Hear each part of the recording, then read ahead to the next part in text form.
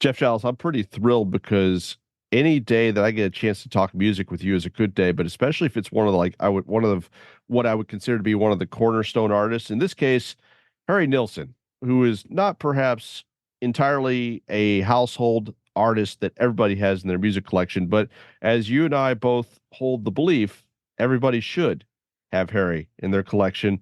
And when you pair that with the fact that we get to talk about Harry's music with the one and only Peter Lubin, who remains just a cabinet of curiosities where behind every door, you never know what you're going to find. I think that I makes this the perfect day.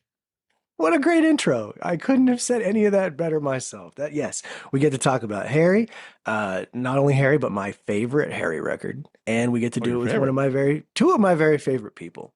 We don't have Peter here near enough. We need to Yeah, do it more often. Hello, agreed. lads. Hello, Hello. It's sir. me. It's me, and I'm just wild about Harry too. But maybe not as wild as Jeff when it comes to pussycats. We'll hash it out and see what Yeah. happens.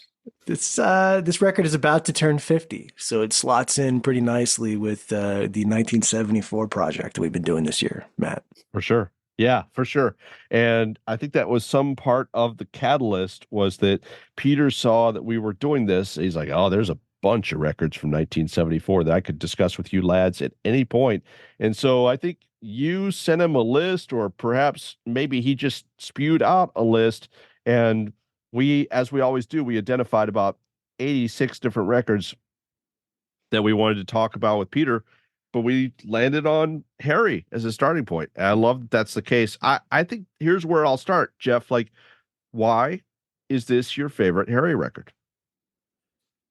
That's a good question. My gateway to Harry was the year 1995, which arguably not, considered necessarily a banner year in Nilsondom, but that was the year that two things happened. One, the tribute record, Everybody Loves Harry. Everybody sings Harry. I can't remember the name of it. Anyway, the one that Al Cooper was involved with. That tribute record came out. It's got a more I recent name. I'm going to correct you. Everybody should love that goddamn Everybody tribute should. record. I think that's the revised name. But continue.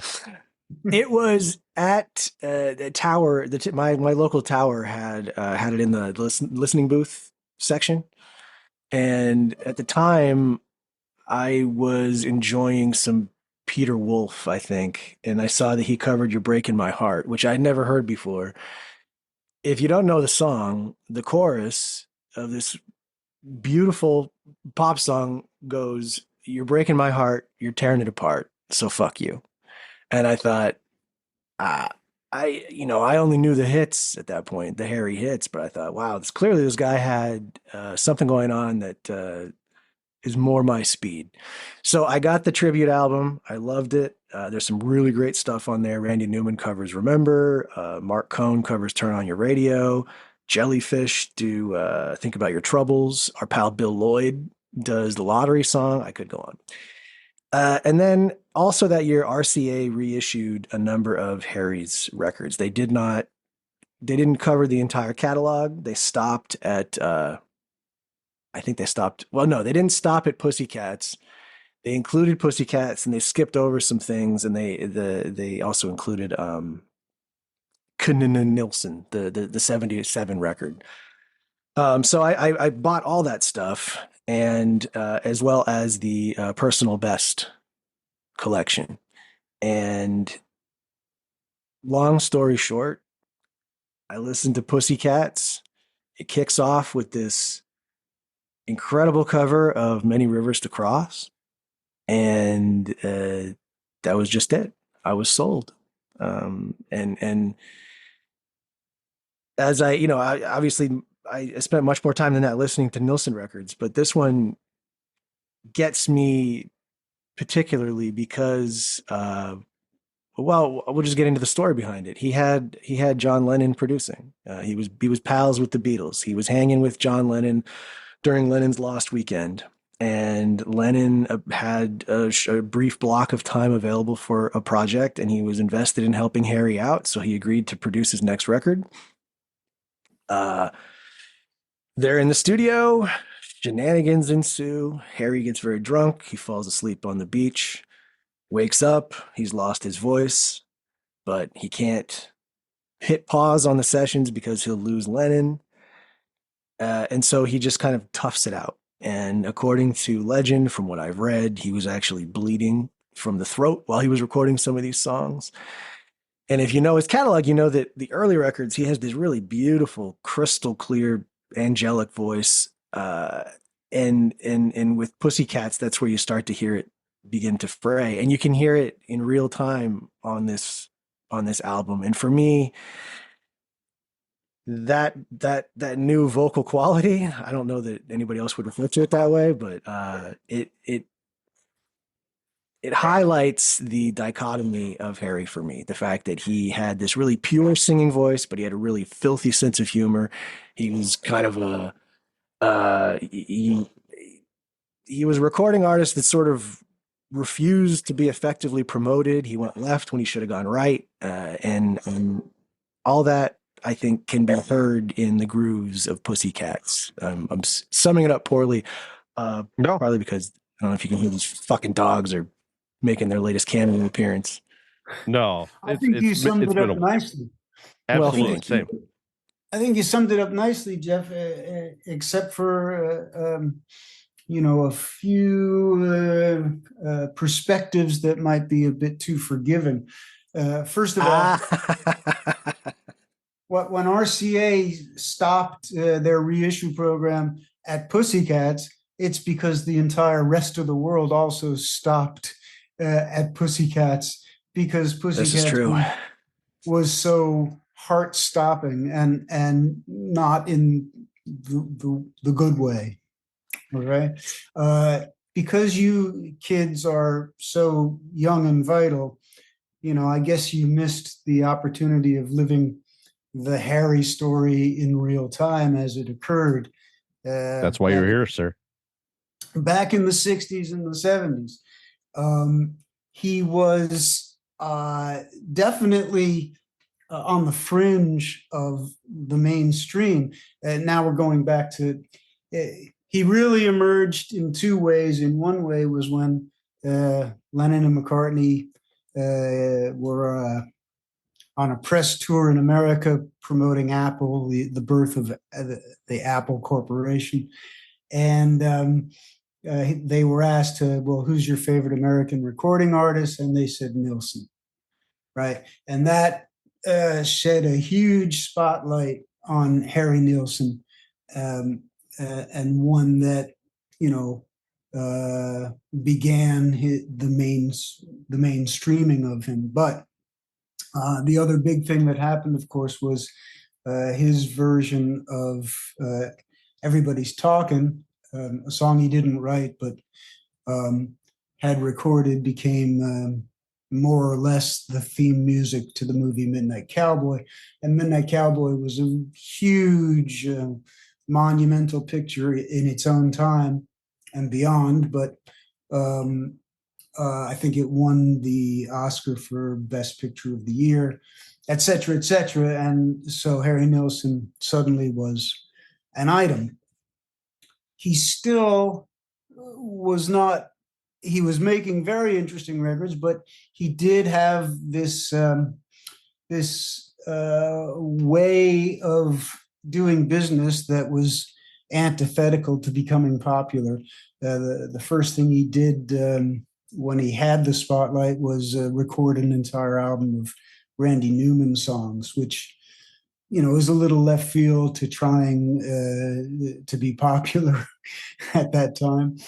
And so it wasn't until he teamed up with Richard Perry, who I consider an extraordinarily good record producer, that they made an album that trumped everything immediately, which was Nilsson Schmilsson, a spectacular record by any measure. and followed it up with Son of Schmilson. Then he did what he always does, which is he took a left turn and decided to make an album of standards. And his rationale, Richard Perry tried to talk him out of it. Said, "No, Harry, let's push on. We'll make you the biggest act, in America."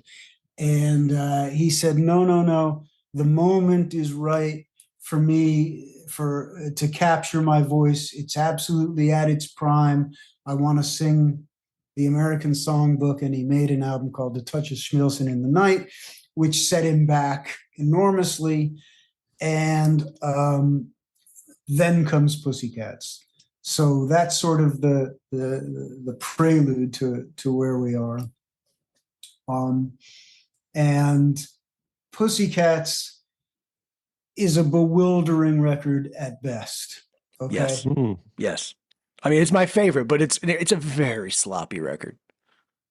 Yes. I came up with the best word I could possibly imagine in the entire American Webster's Dictionary. It's louche. Louche. Now, can I read you some synonyms for louche? Yes. Please do. Discreditable, disgraceful, ignominious, dishonorable, shoddy, shameful, dishonorable, infamous, and even shady. And I think those all apply to this record. Yeah, I mean it's a catastrophe, really, and sonically speaking, it is very muddy. Yeah, and yet shrill. I wouldn't call it muddy. I'd call it shrill. In a way, well, then we get into a whole different kettle of fish because.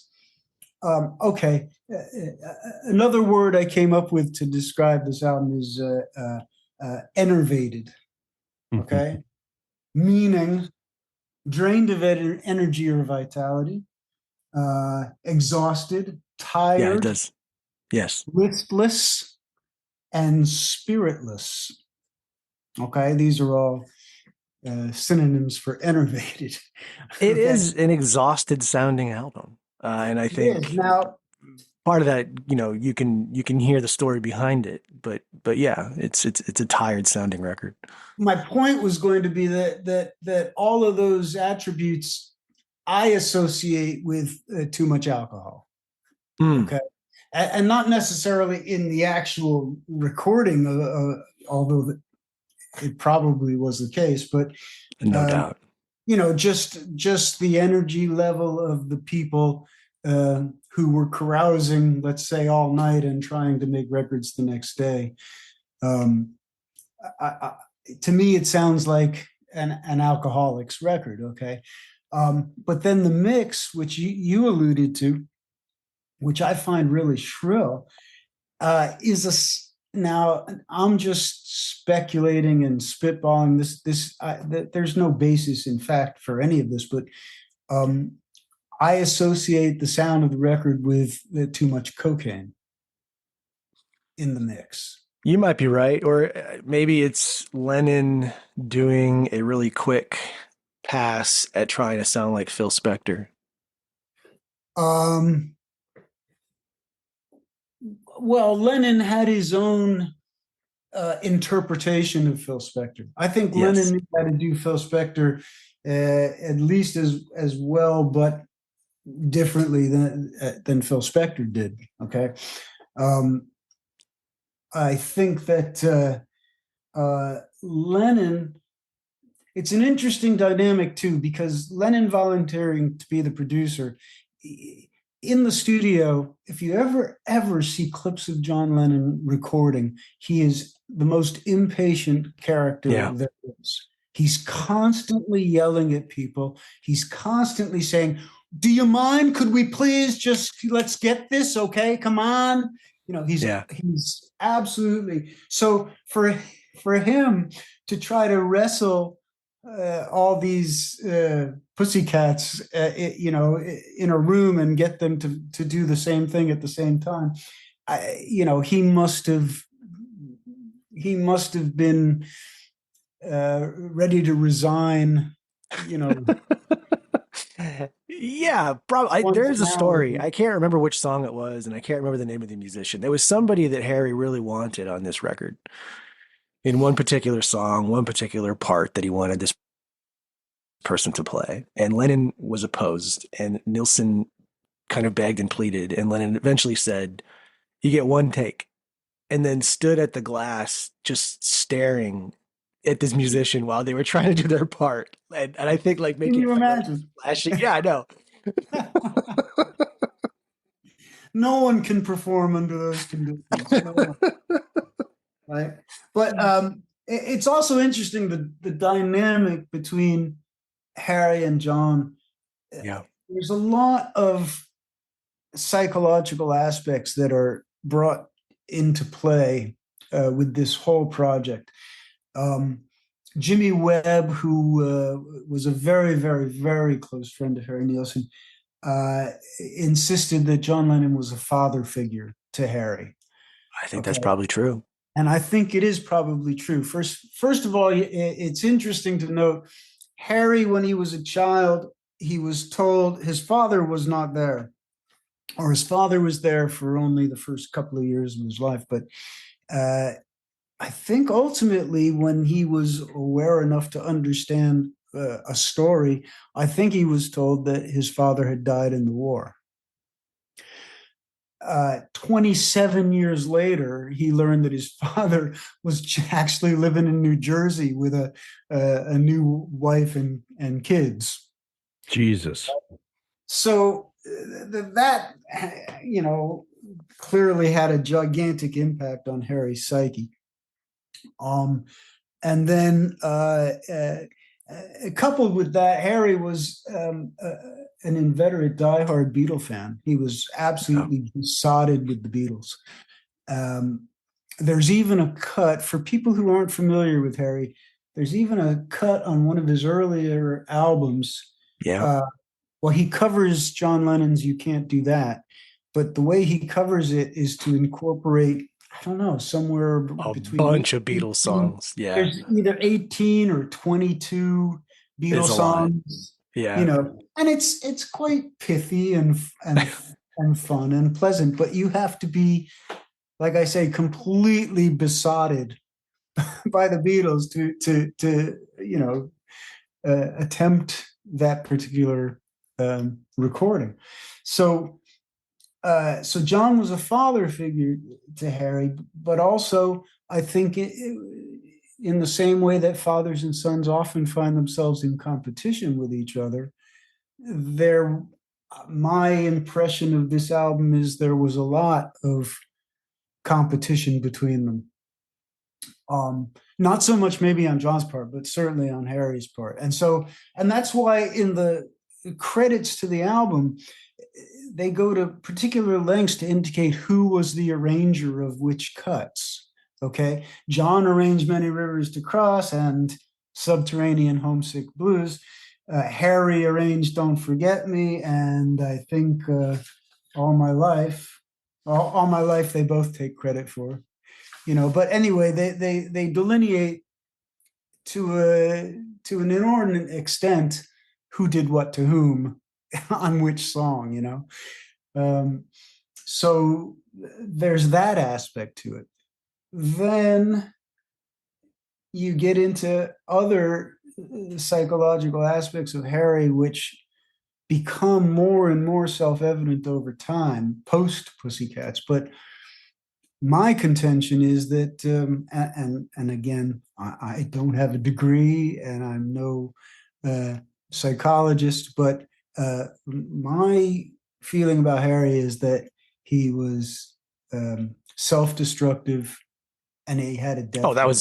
That's apparent that he was self-destructive. Absolutely. Yeah. And that he had a death wish and that he carried it out. Ultimately he was very successful at it. Unfortunately, but Um, but the proclivity for self harm is all over this record as well. You know, in the arrangements, in the performances, it's everywhere, which makes it hard to fathom, Jeff, as your favorite Harry Nilsson album. But okay. Yeah, I don't know. It's hard for me to put it into words. It's almost I think those early Nilsson records, they're beautiful, but they're almost too pretty. And there is something kind of well, there's something romantic and tragic about a figure like Nilsson doing this. Uh, it, Yes. these But it's the and same thing as, there's a demo. Okay, so there's a cut on Pussycats called Old Forgotten Soldier. And it seems like in this performance of Old Forgotten Soldier, the whole point of it was to show how wretched and awful Harry's voice had become. I mean, it's almost like it's it's hard to hear. it's so in your face, Yeah. um, and so sad. And I think maybe Harry was trying to hide behind the notion, well, it's a sad song, and I have this sad voice, and that's why it's going to be great. But that's not, to me, the outcome at all. It's just, this is the most wretched rendition I could possibly render. There is a demo of Old Forgotten Soldier. I have it as part of, I think, like a 2013 reissue of Nilsson Schmilsson. Maybe there was a box set or something. And there is a demo of Harry singing Old Forgotten Soldier, which is fantastic, as most Harry things of that era were. This version on Pussycats is the polar opposite of fantastic, to my way of thinking. Yeah, I can't argue any of the points that you're making about this record. It is you're hearing somebody self-destruct, one song at a time. I think at one point I heard a version of this that is arranged chronologically, and so you can kind of hear him collapse as it goes on. But I also think that there are songs where this new raggedness in his voice it benefits the material. Like this version of Many Rivers to Cross, I think, is just it's heart wrenching, it's gutting, and I think there are a number of songs on this album that really succeed in spite of the chaos that went into the making of the record. I think All My Life is great. Don't Forget Me. You and I were just talking about this a couple weeks ago. I think it might be the best divorce song ever written. Yeah, there are a number of real highlights that made it onto the album. I also think that I think it's interesting too, because like I just feel like with just Harry, just generally what I've heard a lot listening to this record on headphones, is that there's just kind of a quaint charm to what he does, even when he's like doing, something that you say, like, that's darker, like a divorce song. Like there's just kind of, I think, this Harry thing that he had that I think that he knew in some sense that he had it. That's why it's interesting to me listening to this album, is that even as things like break down, like ultimately a lot of that still permeates the record for me. Well, what did you call it? A quaint darkness? A quaint? No, just like a quaint charm. Oh yeah. Well, that was Harry's stock in trade for sure. From day one was his quaint charm. In the earliest records, he did the sort of vaudeville shuffle tunes, For sure. and he did the cuddly toy and this sort of stuff. And quaint and charming, he's the personification of it, right? When he did the point, for those that don't know, it was a cartoon that Harry wrote and wrote the music to. That's full of charm, as they say. So um, he knew what his strong suit was. I think again, it took Richard Perry to um, not downplay the charm, but to rock up the charm, I guess, into something world class. I'm I glad you wonder. said that because Yeah, that's another piece of it is that like yeah he's got this like rocker side like he's yeah, what I would say is to paraphrase a phrase that we've all heard. Harry is an interesting bunch of guys. yes. Yeah, yeah. Perry did a good job of highlighting his strengths, but he also couldn't rein him in completely. I mean, on Son of Schmilson, there's a song called Remember, which is beautiful.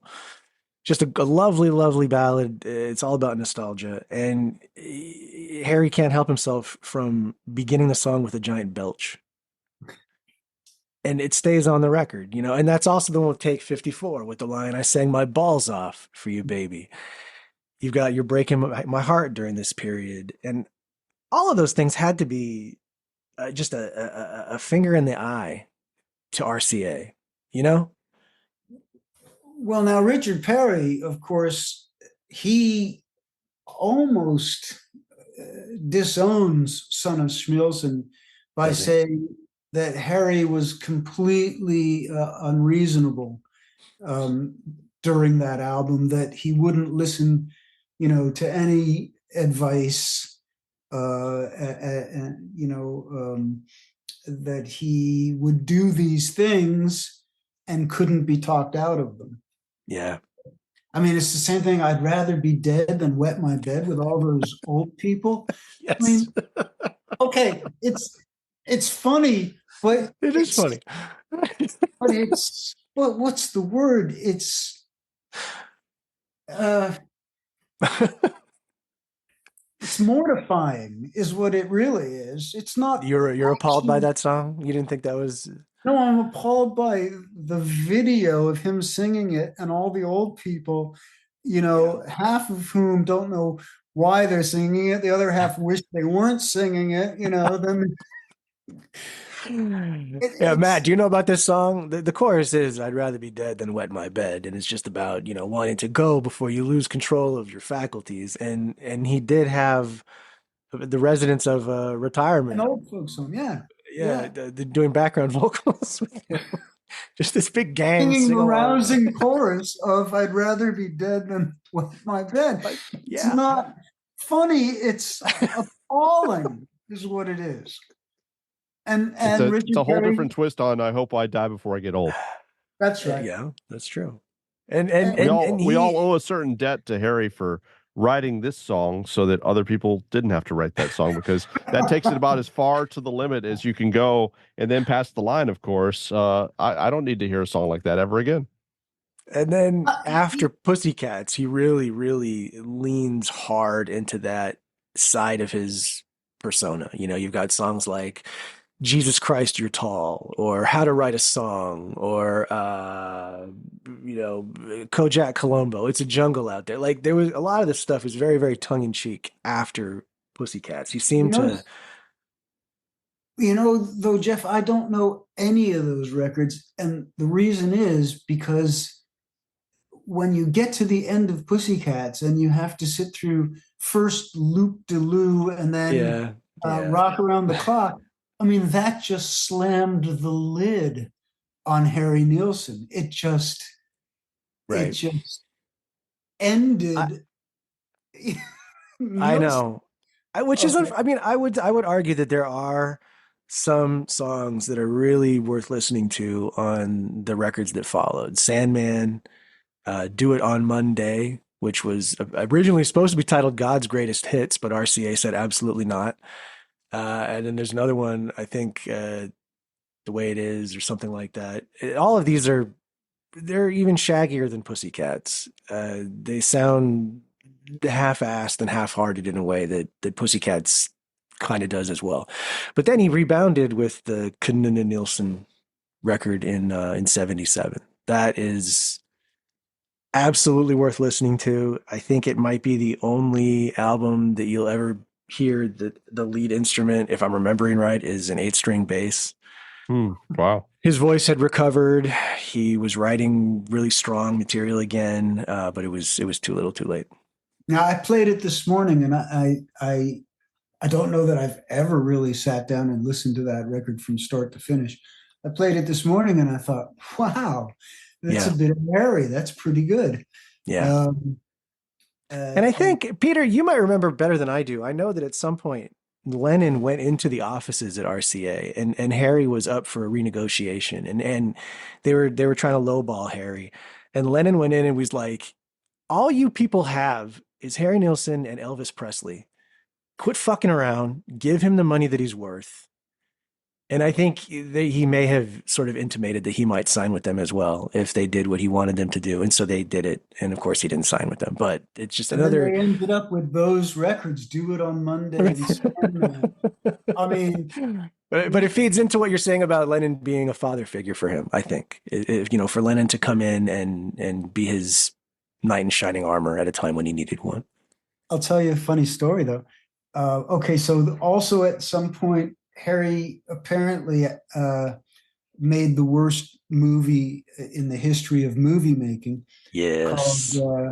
called Son Are of you referring Dracula. to? Yes. Son Came of out the same Dracula. year as Pussycats. Great year for Harry. Yeah. Right, but there is a story about the premiere of Son of Dracula in New York, and John Lennon was in attendance, of course, at this screening. And at the end, the title credits come up, and it says Harry Nilsson appears on RCA records and tapes, and John Lennon in the darkness shouted out, "Where he belongs." So That's awesome. In your travels, did you ever get to meet Harry? In my travels, he came up to the offices of Polygram Records. And I was trying to determine in my mind what year that must have been. And I've concluded that I think it must have been in 1986 or 7. And he was searching for a record deal at that time. I know that. And it wasn't, he was there to see another guy on the A&R staff. And someone asked me, would I like to go to lunch with him, with Harry? And I remember looking out my office door and seeing this guy who was big and fat and slovenly and just icky and demurring and telling whoever it was, you know what, I really can't. I'm busy. But I that's the only glimpse of him I ever saw in real life, and it sat with me badly, I guess. I'm sure. Yeah. Yeah, but so after Pussycats, it sounds like that was kind of the off ramp for you as far as Harry. It was pretty much, and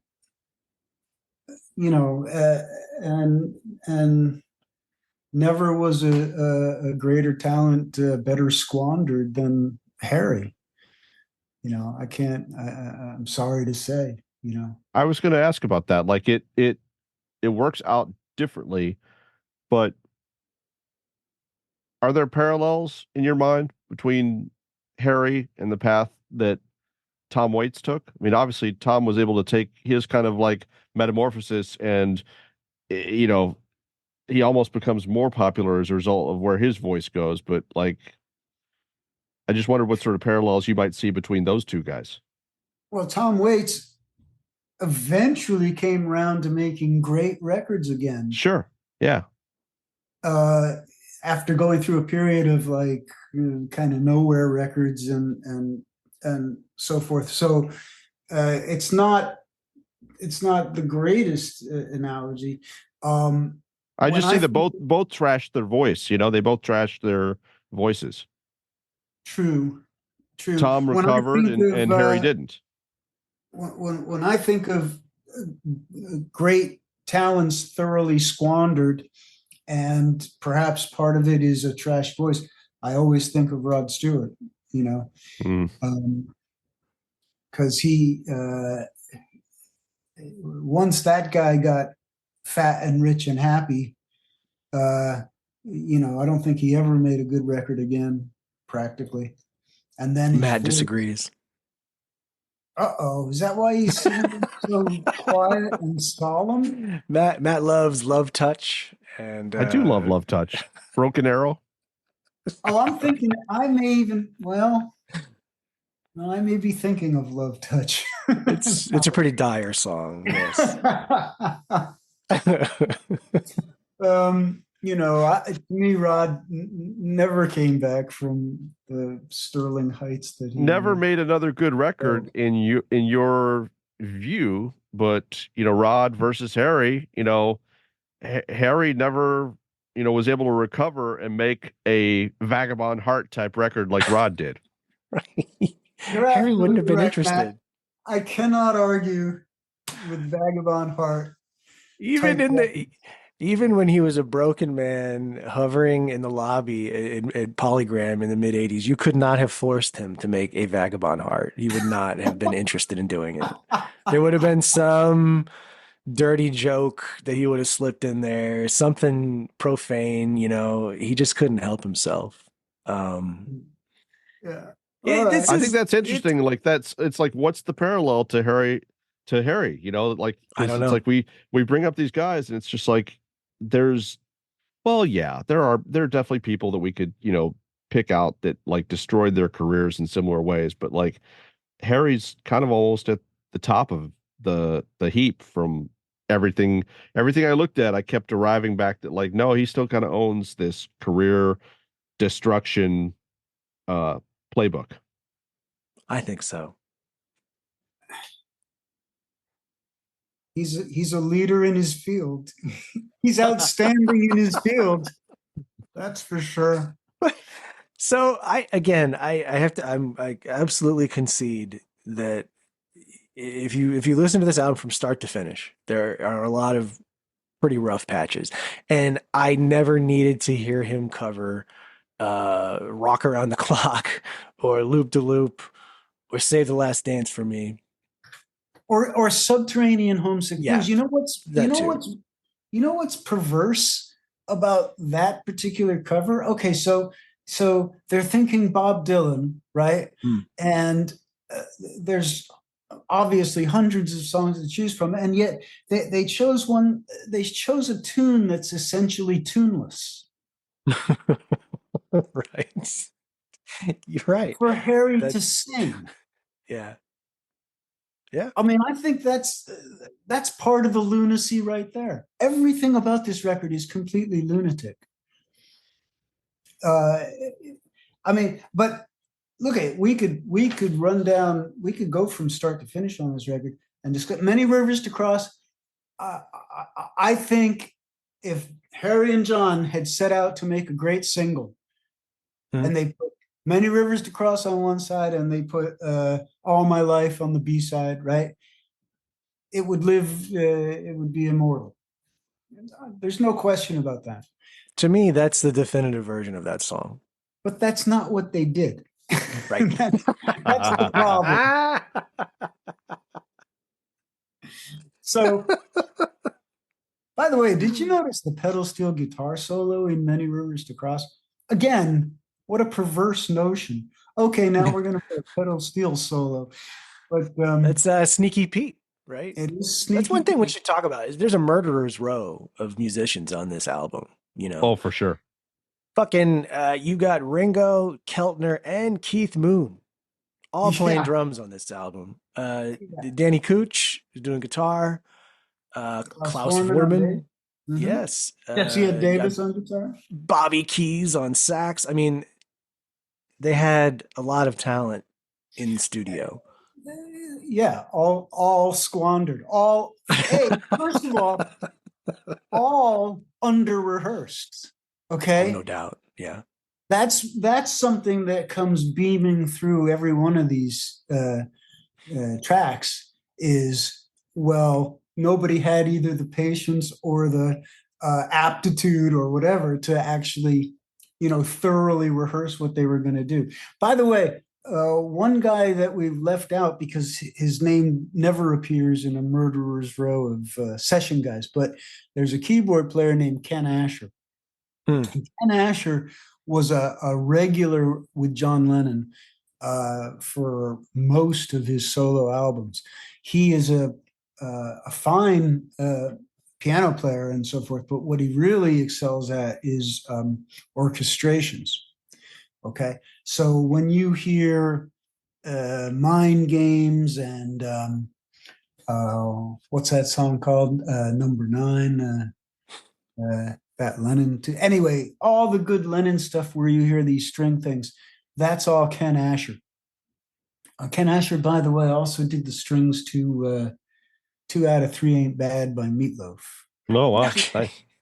Which is a heck of a thing. But anyway, the odd thing about Ken Asher on this record is his arrangements are pretty good, but they also sound like, well, he did that in 2 nights where he could have used 2 weeks or something. And also, for example, on Don't Forget Me, at least my impression is, okay, so that's just Harry on piano and Ken Asher's strings, right?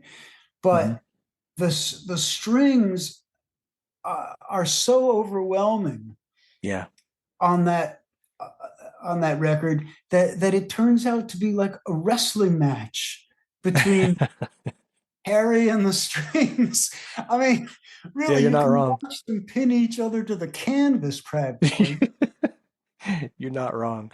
For me, part of the charm of this album is that sloppiness. Again, because Agreed. he was so talented a vocalist. I think a lot of his early stuff can be on the somewhat mannered side. And part of what appeals to me about this album and this phase of his career is that you can hear this innate, enormous talent struggling against everything else around it. And, I grant you a lot of this record didn't need to happen, but on the stuff that really are high, that works, I think that's part of the appeal is it does sound like it was dashed off. It does sound like there wasn't really enough time to do it.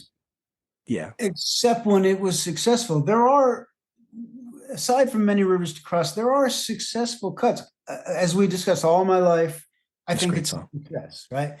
And there's one other that I think is a tremendous success, which is Mucho Mungo. Okay.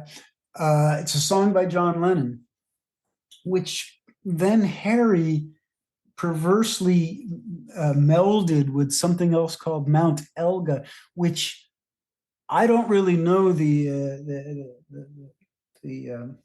origin of Mount Elga, but in the publishing credits, it just says, I think it says traditional, arranged by Harry Nilsson or something, which is what you did to claim the copyright money on a standard or whatever, on a public domain song. So it is a perverse coupling, but John, having written this song Mucho Mungo, he used all of his production skills, which, oh, by the way, we haven't really talked about that.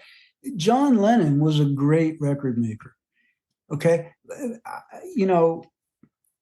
A lot of his legend is, well, he would contribute, not a minimal effort, but all the effort he intended to expend. And then George Martin and Paul McCartney and whoever would like fix it up into a great record.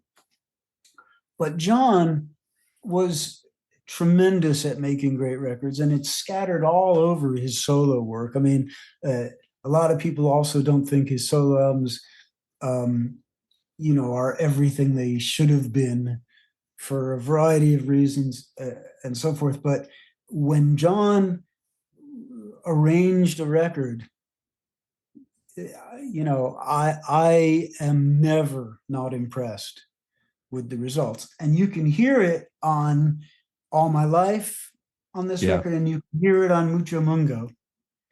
And then you can't really hear it anywhere else, pretty much, except Many Rivers to Cross. Yeah. So there's that. Also, as long as we're going through the tracks, I mean, we've touched on Loop de Lou and Wrap Around the Clock, but another aspect of this record is anytime Keith Moon shows up, chaos ensues. Okay, nothing good happens. Nothing good happens when Keith Moon shows up. Clearly it was drinks all around, boys. Yeah.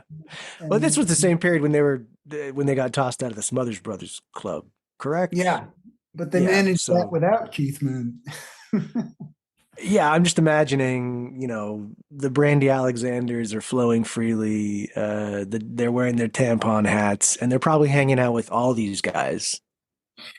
Yes, it was an era of John's life that.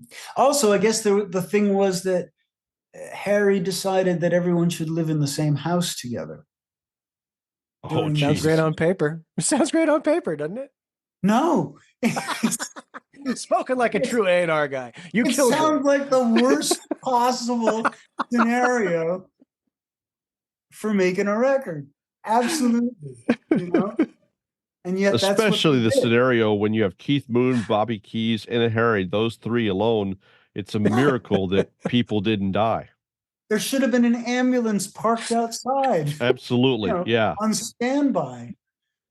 Right? There is one exception, by the way, to the Keith Moon rule, which is on All My Life, he's credited with playing the Chinese woodblocks, which you can hear throughout. And it is kind of a distraction because overplaying and Keith Moon go hand in hand. So, but that track is a success. So he didn't manage to find a way to wreck that one. The Chinese woodblocks, Jeff, are Peter's favorite instrument. Let's just state that for the listeners. You add Chinese woodblocks will rescue any song. Some people like more cowbell, but not me. Yeah, you like more woodblock. Matt, Peter and I have dominated the discussion here. That was the intent. We are coming up on an hour. I just want to know what you think of this album before we put it to bed. I was just dropping in my magic fairy dust here and there, but somewhere in the midst of all this, I enjoyed it. Like the new scale to which we measure all things against from this year seems to be the Frank Zappa Uncle Meat album, which is the most recent album that I can recall on record that I did not enjoy at all. So you like it more than that. I just want people to know that's kind of the yardstick. That being said, that's the ruler. That being said, this, I did not need to get out that ruler to measure my experience listening to this album. I said this to you in a text message. My Harry Nilsson fandom has been a little bit more surface across the years. I, like you, started with that Harry Nilsson, tribute record, which there were any number of artists that, drew me in to wanting to hear that tribute record. But one of them obviously was the track from Jerry Beckley, Robert Lamb, and Carl Wilson. Being a fan of all three of those individuals and their respective bands, that made me very curious, and there were enough other folks. But at the time that I got that tribute record, it sounds like I was at the same level as you, where my knowledge of Harry's music was pretty minimal, So I knew the name. I'd heard the names of some of these albums, but I really hadn't gone beyond that. So after I heard that made me want to take a little bit of a further look at things. But that tribute record did a lot for me. Like, it's just like there was a lot to take in. Like, just from a lot of the songs that we've been talking about here, with like just a line like, you're whatever it is, you're breaking my heart, so fuck you. Like the first time for me as a teenager that I hear lyrics like that, hear him, singing about separately about the lime and the coconut, which sometime around that time, I think it was a couple years later that when Fred Schneider of the B-52s put out That's right. his latest solo record at that time, I think his second solo record, um, which is called Just Fred. I recommend it. Um, I think even though I had been aware of that song when I heard Fred's version, that kind of brought me again. Like there were all these things like through the years that kind of kept bringing me back to Harry's world, and each time that I came back and like got a record or borrowed a record or heard somebody playing a Nilsson record, like all this stuff from kind of what we would call like Harry's imperial period, like I was never against it. Like he was never a guy that like I kind of had the opposite reaction to you. Like it sounds like you heard that tribute record and you went out and you started buying various Harry albums. Like I really didn't have that like reaction, but um I enjoyed what I was hearing from those albums enough that I had a lot of respect for what he did and what he had done.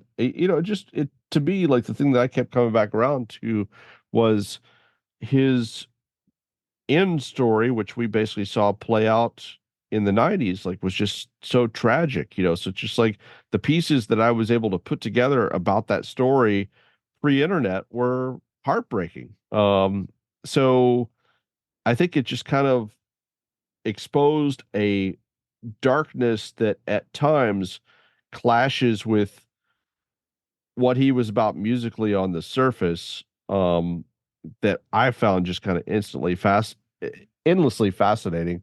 So really going back to this record, this Pussycats record for the first time as the three of us were getting ready to talk about it. I really enjoyed it. I don't hear as much. I understand what you guys are saying as far as like the breakdown that kind of happens progressively, and now knowing that there's some sort of version out there that I should track down where like basically they have the songs chronologically. I am going to take that trip, but it's like it's interesting because it's just like these guys had enough experience making records, or somebody at the label was also able to intervene in a way that the final running sequence of this record kind of masks on the surface just what was going on behind the scenes. Like I think it hangs together pretty well as a record, and I can see why this would be your favorite record. Like this is a record that like it's got this kind of like legendary status for various reasons, wrong or right, but you're not the first person that I've heard that like kind of holds that as one of their, favorites.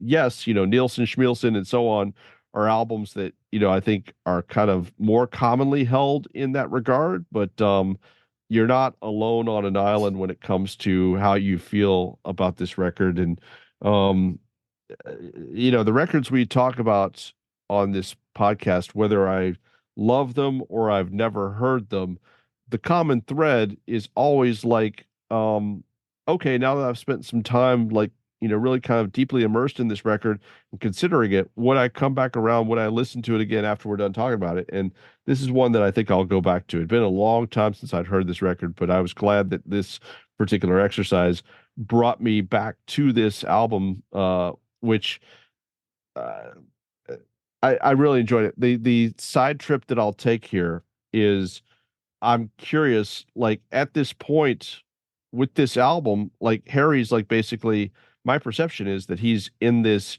area of his career where he basically can make nearly any decision that he wants to, and the record label's going to go with it. Like the asterisk that I'll place on that Almost. is that I know he wanted to call this album Strange Pussies, and they Yep. vetoed that. But outside of that, it seems like he was pretty bulletproof at this point still, right? Like, or had things already kind of fallen off for him leading into that?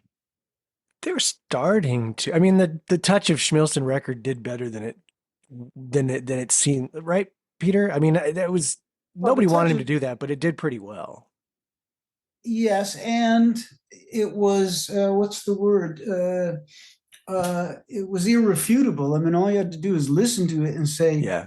this record deserves to live and flourish, So I don't think he got any points off for making Touch of Schmilson.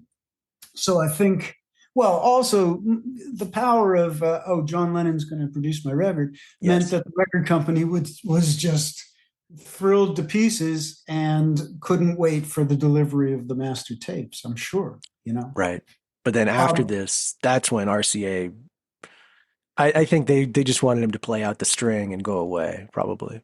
Absolutely. Well, don't forget, I mean, I'm sure every time they tried to interact with him, he was roaring drunk and incorrigible and no fun to have on the roster. So uh, I'm sure that Isn't that a lot of your roster in the 70s though? Like you know, Harry's the extreme of that, but I'm sure they encountered a lot of that. um, Your average record label. artists, the first mistake is calling them artists. Yeah. I used to call them livestock, as in the livestock are restless today. Um, what? By the way, a couple of other thoughts. First of all, Matt, you reminded me when Son of Schmilson came out, and I guess I was still a kid in high school. Um, I had to remember to shut the door to my bedroom if I was going to play that album, because he screams out this epithet so loud and clear. And I thought, oh my God, if mom and dad hear this record, they're going to take away my hi-fi system. And so I always had to be cognizant of that when I was playing Harry Nilsson. The other thing I wanted to say about Pussycats, I'd forgotten that bit about how they had one title and changed it to the next. Uh, I always thought the meaning of Pussycats was like two guys catting around in L.A. It was why they called it that. I But just thought now, it was actual cats. How naive. yeah, but now I think it's more like two Bengal tigers with nothing in the tank is why they called it Pussycats. Because I think they knew as well as anybody, that even though they were two monumental figures at the time, they didn't deliver. So there you have it. There you have it. Here's one for you, gents. There's the documentary, of course, that came out like a decade ago or so. Um, who is Harry Nilsson and why is everyone talking about him?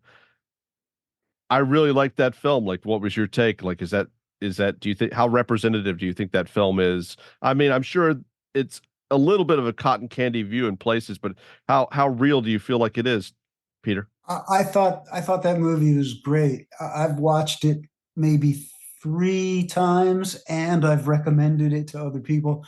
I think it's a really excellent documentary that explains Harry extremely well, and I think the subtext of him trying to kill himself is loud and clear throughout. Yeah. So it really is informative. If you want to know about Harry Nilsson, definitely watch that movie. It's informative, it's entertaining, and it doesn't spare you from the grisly details. Yeah. And also, if you're not aware of this fact already, the movie will hip you to the fact that Curtis Armstrong, aka Booger from the Revenge of the Nerds movies, and Herbert Viola from Moonlighting is one of the world's preeminent Nielsen scholars. Wow. I literally thought you were going to tell me Curtis Armstrong was Harry's son or something. No, But I'd forgotten that part of things. yeah, I'd he's a forgotten big what an Nielsen head. authority Curtis is. Yeah, Yeah. absolutely. Mm.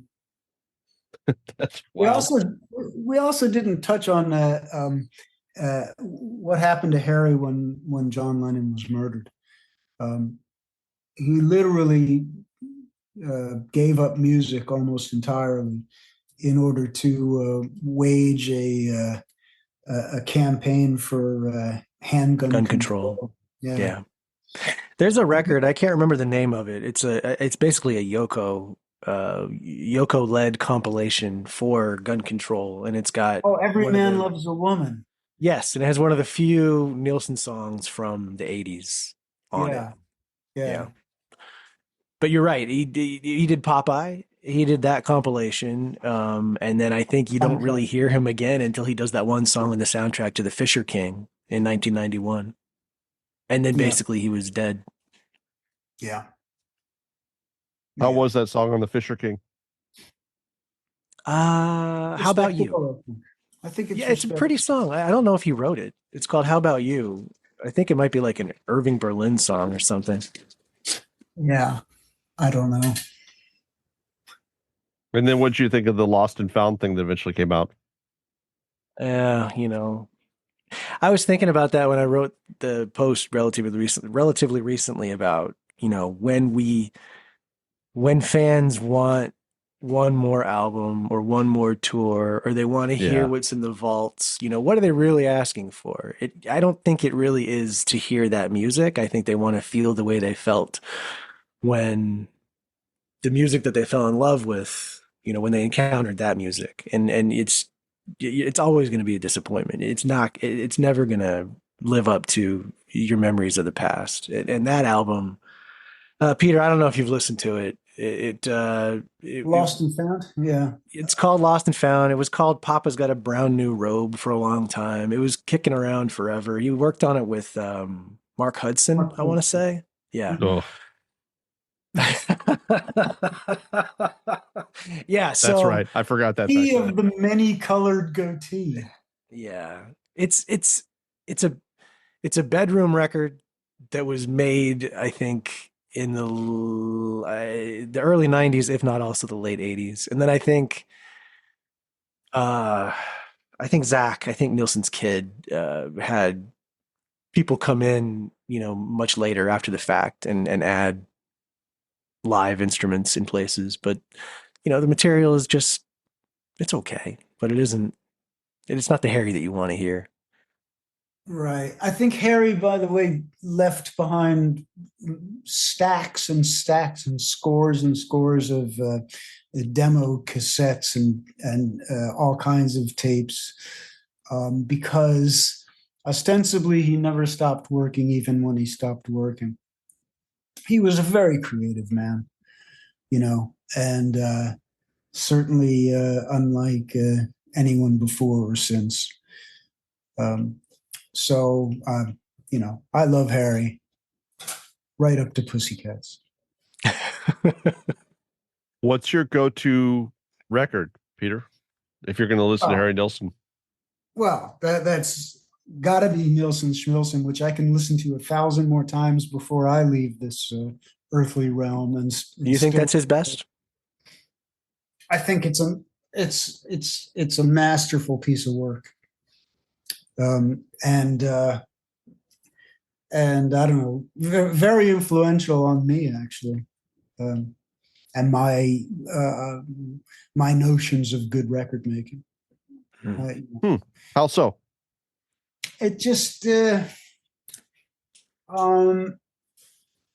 that's a much deeper, longer discussion, Matt. Some people have accused me in my time of being liking my records too perfect, everything in its place, and a place for everything and everything in its place, and everything nicely manicured and rounded off at the edges and tickety boo and stuff.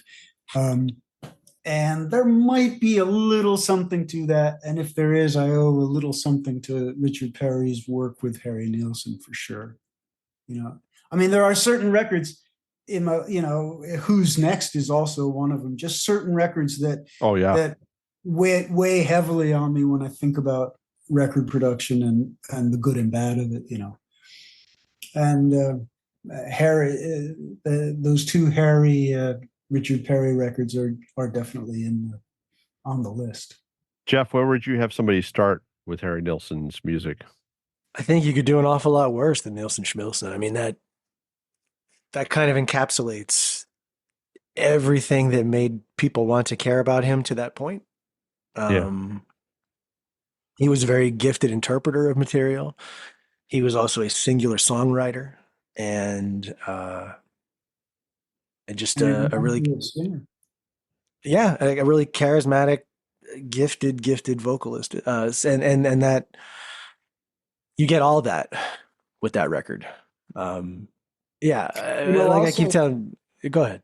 if you poke around and find performances of Harry alone, um, I'll tell you, especially sometimes you'll find him just on a nylon string acoustic guitar and Hmm. vocal. And that is just breathtakingly gorgeous. Especially, if you find him doing that with Everybody's Talking, Mm. it's exquisite. It's beyond exquisite. And then he did do a TV special where he just plays the piano Yes. and things. Uh, It was, people need to know that it was supposed to be live at the BBC. And one of the quirks about Harry that RCA probably hated was that he refused to play live. He did not tour. And the BBC came to him and said, "We want you to do a live at the BBC." And he said, "Well, I'll do it, but only if I can do it my way." And so when you watch this special, I think you can get it on YouTube. It's filmed in such a way as to make it seem as though there are numerous Harrys performing for you. oh yeah, there's that one song where he does harmonies with himself. Yeah, there's three Harrys sitting at the piano. Yeah, that's very Harry, when you think about Very Harry. it. Why was he But against touring? uh, I think when he put out his first few albums, his first two, maybe three, he was still working days at a bank. I think it took him a long time to give up his day job. oh That yeah, might have there's had a. this. There's a story about when Davy Jones agreed to cut "Cuddly Toy," a song of Uh, Harry's, and when the session was over, Lester Sill, who was the music supervisor for the Monkees at the time, walked out to the parking lot with Harry, and he turned to Harry and he said, "I think you can quit the bank now." Hmm. Amazing. it might have had something to do with that. He also, I don't really know. Maybe it was because he had a family at home. I don't know I why he think wouldn't he like to was play out. massively insecure, is Hmm. basically why he wouldn't do it. I think he was afraid of the rejection, or should there be any, Yeah. a lot of those reasons that, stymie artists sometimes, like with Well, Carly Simon or with yeah. Laura Nero, or, certain artists just have a death-defying aversion to trying to play live. Yeah. No, for sure. Well, I think that Jeff, that might be a good place to like wrap and leave people to take their own journey with Harry's music. And I'll underscore, like, definitely watch the film. I loved the film. You know, and I think if the film to me, the thing I love about that film is a lot of the same things that I love about the Bill Withers film. Like it just, you have two like just fascinating individuals, and I do think that that film does a great job of just capturing what a fascinating and tragic individual Harry was. So Yeah. On, There, on, this a, is on a lighter note, oh, sorry. well, Go ahead. I was going to say this is kind of a downer of an Yeah, episode. I We're was going talking to about a very sad story, but I want to say even the worst Harry record gives you one or two songs that are well worth seeking out. There were certainly uninspired stretches in his catalog, and the album that we're talking about uh, started that period. But even at his worst, he would give you flashes of brilliance.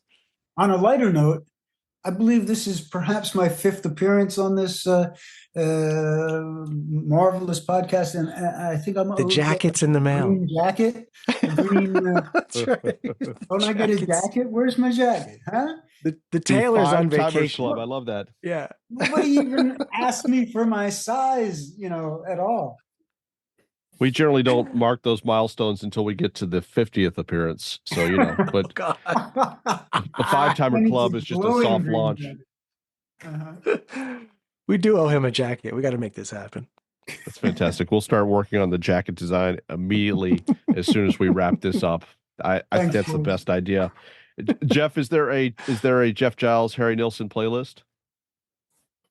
Yeah, probably. I I found it will. hard to believe after you said that about like a song or two from Yeah, everything. I'm like, that probably means Jeff has concocted a playlist at some point. So I think I have. I'll send it to you. We can put I'm it in the always show looking to notes. help you generate content for the Jeff Ito blog. So I just figured I would just put that idea in your mind if it wasn't already there. There's probably at least 2,000 words waiting to happen surrounding Appreciate a that. playlist.